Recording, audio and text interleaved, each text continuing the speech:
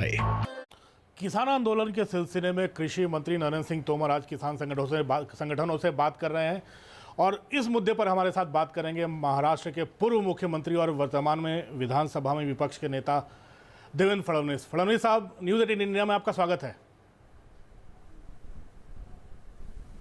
जी नमस्कार। देवेंद्र जी, पहला सवाल तो यही है, 2 हफ्ते से ज़्यादा निकल गया है, किसान लगातार बैठे हैं, बातचीत सुनना नहीं चाह रहे हैं, बातचीत कोई करना नहीं चाह रहा है, फिर भी सरकार लगी हुई है कि बातचीत हो। आपको लगता है इस समस्या का समाधान कहीं पर है या किसान संगठन सुनना ही नहीं चाहते?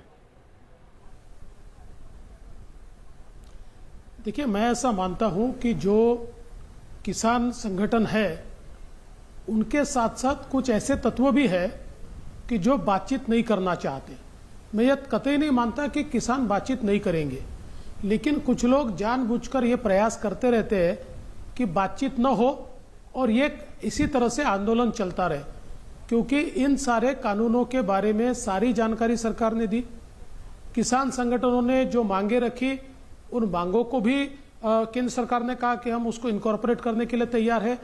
सब तरह की बातचीत के लिए केंद्र सरकार तैयार होने के बाद और सब तरह की बातचीत के ऊपर केंद्र सरकार ने हामी भरने के बाद इस प्रकार से आंदोलन चल रहा है, तो इसका मतलब यह है कि इसमें कहीं ना कहीं राजनीति घुस गई है और ऐसे राजनीतिक तत्व या ऐसे कुछ तत्व वहां पर है जो ये चाहते हैं कि केवल अराजकता फैले और किसी भी हालत में ये आंदोलन खत्म न हो। मुझे लगता है उसके कारण ये स्टैंड ऑफ हमको देखने को मिल रहा है। ये अल्ट्रा लेफ्ट के कारण आप मुख्यमंत्री थे, महाराष्ट्र में भी कई घटनाएं हुई जिसमें अल्ट्रा लेफ्ट के ऊपर आरोप गया, दिल्ली में कुछ घटनाएं हुई, अल्ट्रा लेफ्ट के ऊपर आरोप गया, लेकिन यहाँ तो जो पंजाब से किसान आया वहाँ तो कांग्रेस की सरकार है, राजस्थान से जो चले आ रहे हैं किसान वहाँ भी कांग्रेस की सरकार है, आप भी महाराष्ट्र के मुख्यमंत्री रहे हैं, आप बिहार के प्रभारी रहे हैं, क्या चिंता सिर्फ इन्हीं 2 राज्यों में किसानों को है?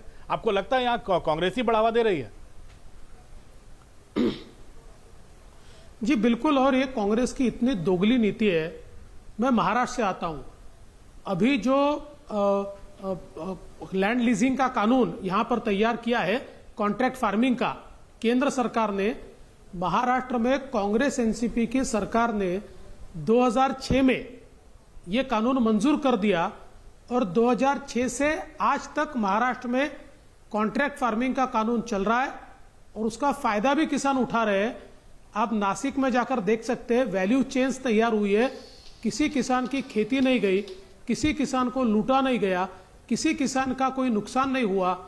तो जब महाराष्ट्र में कांग्रेस एनसीपी इस प्रकार का कानून 14 साल पहले लाती है तब वो सही होता है, और देश ने अगर वही कानून लाया तो वो कृषि विरोधी हो जाता है, कृषक विरोधी हो जाता है, एंटी फार्मर हो जाता है।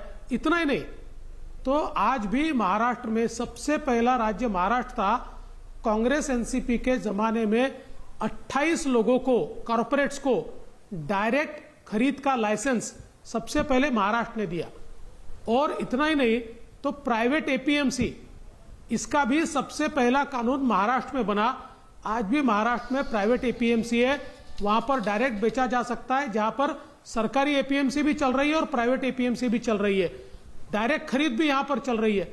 अब यही कानून अगर देश के संसद में बनते हैं तो इनको वो कृषि विरोधी लगते हैं, और महाराष्ट्र में कांग्रेस एनसीपी वही कानून बनाती है तो बिल्कुल वो कृषकों को मदद करने वाले कानून है। ये दोगली नीति है। मोदी जी की सरकार के खिलाफ कोई भ्रष्टाचार का आरोप ये कर नहीं पाए, विकास के सारे कामों का मुकाबला नहीं कर पाए, तो अब जब आप किसी को कन्विंस नहीं कर सकते तो कंफ्यूज कीजिए।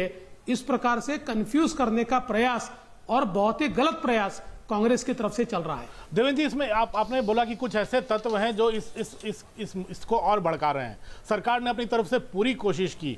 आपने देखा होगा कि विज्ञान भवन में 3 दिनों तक लगातार बैठक हुई, किसान संगठन 3 मांग लेकर आए थे, फिर 17 मांग हो गई, अब कह रहे हैं कि फार्म बिल को रिपील कर दो। क्या ऐसा संभव है? मुझे ऐसा संभव इसलिए नहीं लगता कि कोई देश के सारे किसान इस प्रकार की मांग नहीं कर रहे। आज महाराष्ट्र जैसा राज्य है, यहाँ पर कांग्रेस के नेताओं ने ट्रैक्टर चलाए लेकिन कोई किसान मैदान में नहीं उतरा। इसका कारण यह है कि यहाँ के किसानों ने यहाँ पर ऑलरेडी ये सारे प्रावधान है और उन प्रावधानों का फायदा भी लिया है।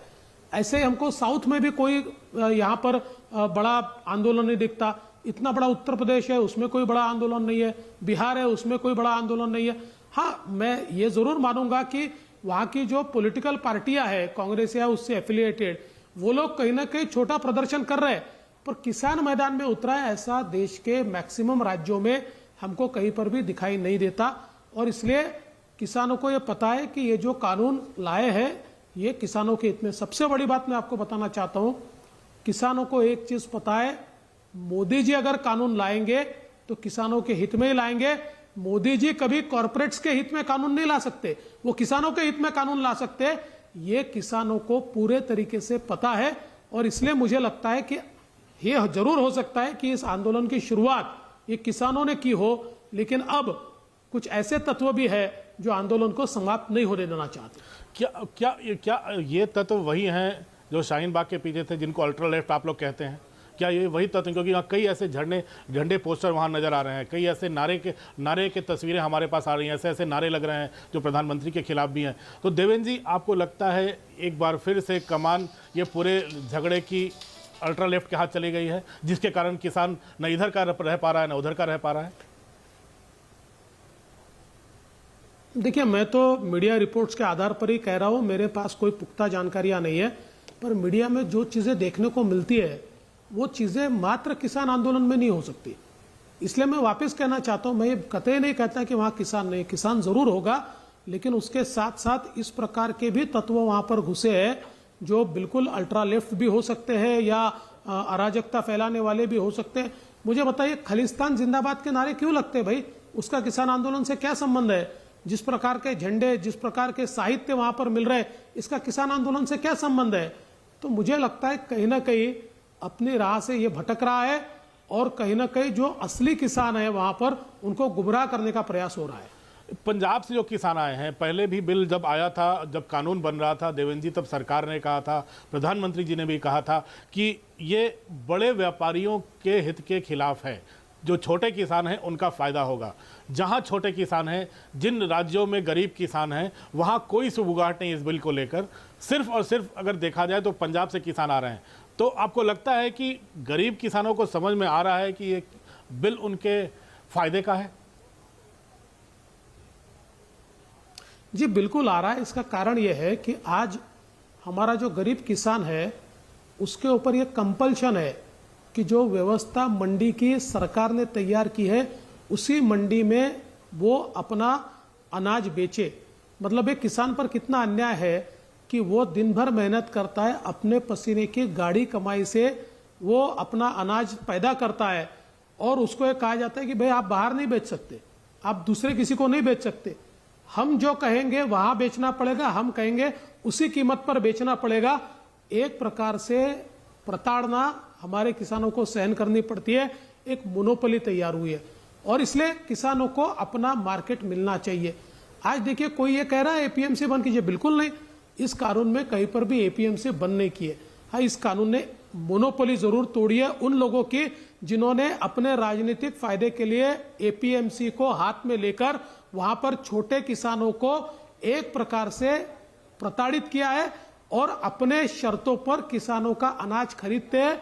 और कई बार तो यह होता है कि अगर पॉलिटिकल पार्टी अलग हो तो अनाज खरीदते भी नहीं है, उनको वापस भेज दिया जाता है या फिर उनको ऐसी कीमतें मिलती है कि उनके गाढ़े पसीने की जो उपज है उस उपज को कहीं ना कहीं कीमत नहीं मिल पाती। तो इसलिए एक अल्टरनेट मार्केट किसानों को मिले, किसान अपने मर्जी का मालिक बने। अगर मंडी से ज्यादा पैसा कोई देता है तो किसान बेच पाए, इसलिए ये कानून बने हैं। ये छोटे किसानों को बिल्कुल फायदा देंगे। इसके साथ साथ कृषि में बड़ा निवेश होगा, एक बड़ा इंफ्रास्ट्रक्चर तैयार होगा। आज मुझे बताइए, अगर किसी ने कोल्ड स्टोरेज तैयार किया और कोल्ड स्टोरेज में एक आधे किसान ने अपनी उपज रखी, तब भी उसको मंडी सेस लगता है। अब वो नए कानून के तहत वो कोल्ड स्टोरेज भी मंडी बनेगी, तो बिना मंडी सेस के हमारा किसान बेच पाएगा, तो उसको लगातार जो सेस देना पड़ता है वो नहीं देना पड़ेगा। ये हमारे किसान को फायदा है। देवेंद्र जी, ये किसानों के हित की बात हो गई, लेकिन सबसे बड़ी समस्या जो है वो दिल्ली के तमाम सीमाओं पर बैठे किसान हैं, जिन्हें जो आंदोलन की राह पर उतरे हैं। कुछ किसान संगठन चाहते हैं सरकार से बात करें, कुछ कह रहे हैं हमें बात ही नहीं करनी जब तक किसान बिल रिपील नहीं होता। अब समाधान क्या है? सरकार किनसे बात करे? देखिए, लोकतंत्र है, लोकतंत्र में बातचीत से ही हल निकलता है। सरकार लगातार बातचीत करने की कोशिश कर रही है और बातचीत के माध्यम से सरकार ने, जब पहले कुछ दौर की बातचीत हुई तो जो जो प्रश्न किसानों के मन में थे, उनके प्रतिनिधियों के मन में थे, सरकार ने उसका जवाब भी दिया और उसके बावजूद उनको एडिशनल प्रोटेक्शन चाहिए था तो वो भी देने के लिए सरकार ने अपनी हामी भरी। लेकिन कोई अगर ये तय करके बैठा है कि आंदोलन चलाना ही है, उसको समाप्त नहीं करना, अगर कोई सोया है तो जगाया जा सकता है, पर कोई सोने का नाटक कर रहा है तो जगाना बड़ा मुश्किल है। आज कई ऐसे लोग वहां घुस गए कि जब किसानों के प्रतिनिधि इस बात को तय करते हैं कि भाई सरकार की ओर से सकारात्मकता है, चलो बात करके इसको समाप्त करते हैं, तो वो लोग उनके ऊपर हावी हो जाते हैं, कहते हैं आप तो विश्वासघात कर रहे हो, आप तो गलत काम कर रहे हो, ये तो नहीं होना चाहिए, हमने तो आंदोलन शुरू रखना चाहिए, ऐसे तत्व वहां पर है। लेकिन देवेंद्र जी, कुछ संगठन तो रोज बात करना चाह रहे हैं, तो क्या किसान संगठनों के बीच जो फूट हो गई है, जो आंदोलन की राह पर है, उनमें फूट मच गई है, तो बातचीत नहीं होगी तो समाधान भी नहीं निकलेगा? हाँ, बिल्कुल, बातचीत से ही समाधान निकल सकता है। और जब सरकार हर चीज पर बातचीत करने को तैयार है, ऐसे समय किसानों ने इस प्रकार की भूमिका क्यों लेना? अच्छा, मैं ये पूछना चाहता हूं, देश में कम से कम 10 राज्य ऐसे हैं जहां अलग अलग रूप से तीनों बिल मौजूद, 2 बिल, जो एसेंशियल कमोडिटी एक्ट का बिल है वो तो पहले से किसान मांग करते थे कि इसको रिपील किया जाना चाहिए, लेकिन बचे हुए जो 2 बिल है वो कम से कम 8 से 10 राज्यों में अलग अलग प्रकार से वो मौजूद है। और सबसे बड़ी बात यह है कि जिस समय यूपीए की सरकार थी, माननीय शरद पवार जी, ये जिस समय कृषि मंत्री थे, मनमोहन सिंह जी जिस समय प्रधानमंत्री थे, उस समय के टास्क फोर्स ने भी ये बड़े स्पष्ट शब्दों में कहा है कि इस प्रकार के बिल लाए जाए, और उसकी शुरुआत भी उस समय हुई है और कई राज्यों ने उसी समय उसको स्वीकारा है। और मुझे आश्चर्य लगता है, अब देखिए कम्युनिस्ट लोग इसको समर्थन करते, केरल में तो है ही नहीं। आज अगर हम देखें महाराष्ट्र की परिस्थिति, तो महाराष्ट्र में तो बिल ऑलरेडी लागू है। तो इसलिए ये जो दोगलापन है, इसको समाप्त करके किसानों के हित में काम होना चाहिए। देवेंद्र जी, आखिरी सवाल तो यही है कि किसान आंदोलन पर की राह पर किसान बैठे हैं, क्या सरकार थोड़ी सिंपैथेटिक है? क्या कुछ मांगों को लेकर सरकार अपने कदम थोड़े पीछे खींच सकती है? क्या संदेश है किसानों को? इस आखिरी सवाल में तो यही मैं आपसे पूछ सकता हूं। सरकार पूरे तरीके से सिंपैथेटिक है। देखिए, हम लोग किसानों के हित में काम करना चाहते हैं और किसानों के हित में काम करते समय ऐसी कोई चीज नहीं है कि जिसको हम अपना ईगो बनाएंगे। ये सरकार ईगो पर चलने वाली सरकार नहीं है, लेकिन जो मांगे आएगी वो अगर किसानों के हित में होगी तो उसको स्वीकारा जाएगा, पर राजनीति से प्रेरित होगी तो बिल्कुल स्वीकारा नहीं जाएगा। राजनीति से प्रेरित लोग राजनीति करते रहे, हमने पिछले 5-6 वर्षों में देखा है, मोदी जी कभी भी राजनीति से आहत नहीं हुए, कभी भी राजनीति से विचलित नहीं हुए। हमारी सरकार राजनीति से विचलित नहीं होती। जो लोगों के हित में कदम है वो कदम हम लेते हैं। अगर हित की बात होगी तो हितों के सारे बातों पर सरकार निर्णय करेगी, भले ही उसमें 2 कदम आगे बढ़ना हो या 2 कदम पीछे जाना हो, सरकार तैयार होगी, लेकिन राजनीति की बात सरकार नहीं मान सकती।